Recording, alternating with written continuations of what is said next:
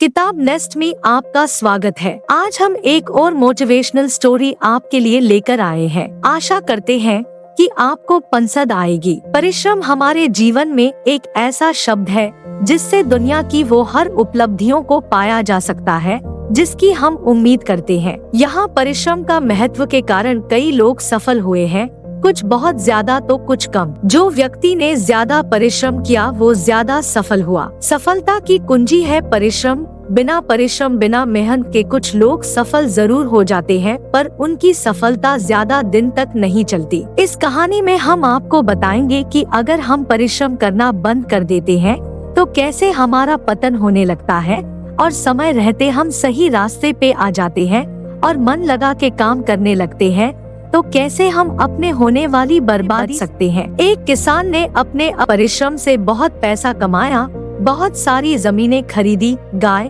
भैंस लिए, कई नौकर चाकर उसके खेत में काम करने लगे और अब उसकी लाइफ बहुत अच्छी हो गई और वह आराम से अपना जीवन जीने लगा। कुछ समय बाद उस किसान की मृत्यु हो गई। अब सारी जिम्मेदारी उसके बेटे पर आ गई, पर उसका बेटा बहुत आलसी था। वह कभी भी परिश्रम का महत्व नहीं समझता था। वह बस यही सोचता कि पिताजी ने तो सब बना ही दिया है। नौकर खेतों में काम करते हैं, अनाज घर पहुंच जाता है, मुझे क्या जरूरत काम करने की। काफी समय तक ऐसा चलता रहा। फिर धीरे धीरे उसे नुकसान होने लगा। खेतों से कम अनाज आने लगा। गाय भैंसों के दूध से भी उसे मुनाफा नहीं होता। अब वो लड़का थोड़ा परेशान होने लगा कि ऐसा ही चलता रहा तो कुछ समय बाद तो खाने पीने की भी दिक्कत होने लगेगी। एक दिन उस लड़के के घर उसके पिताजी के दोस्त आए। उन्हें पहले से ही पता था लड़के के बारे में कि ये बहुत आलसी है। वो जानते थे कि इसे समझाने का कोई मतलब नहीं, इसलिए उन्होंने उस लड़के की भलाई के लिए उससे कहा,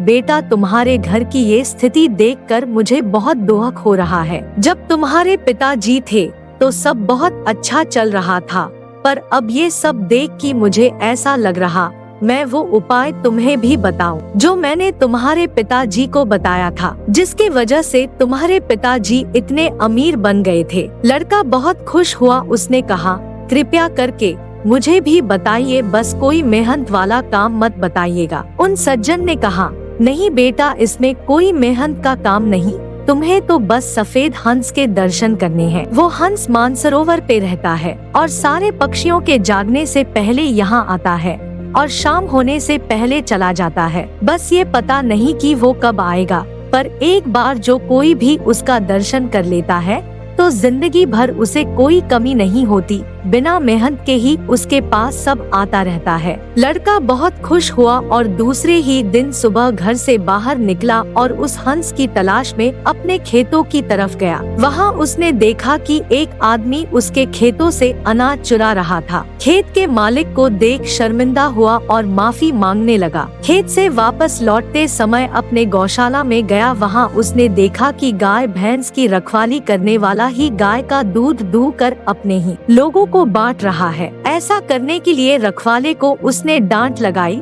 और वापस घर आ गया। नाश्ता करने की बाद तुरंत वो हंस के दर्शन करने के लिए खेतों में चला गया। वहाँ पहुँच के उसने देखा इतना समय हो गया पर खेतों पे अभी तक मजदूर नहीं आए हैं। जब मजदूर आए तो उन्हें भी डांट लगाई। इस तरह उस दिन वह जहाँ जहाँ गया वहाँ अपने होने वाले रोज के नुकसान से बच गया। सफेद हंस की तलाश में वो लड़का अब रोज सुबह ही अपने घर से निकल जाता। उसके डर से उसके मजदूर समय से काम पे आने लगे और पूरे मन से काम करने लगे। उसके खेतों से और दूध की चोरी होना भी बंद हो गई। पहले की तुलना में अब उसे मुनाफा होने लगा और उसकी आमदनी बढ़ गई। एक दिन उसके पिताजी के दोस्त फिर से उसके घर आए। उन्हें देख के लड़के ने बोला कि सफेद हंस तो अभी तक नहीं दिखा मुझे, पर उसकी खोज में ही मैं जब से लगा हूँ तब से ही मुझे बहुत लाभ होने लगा। पता नहीं वो जिस दिन दिख जाएगा उस दिन क्या होगा। उसके पिताजी के दोस्त हंसने लगे और बोले,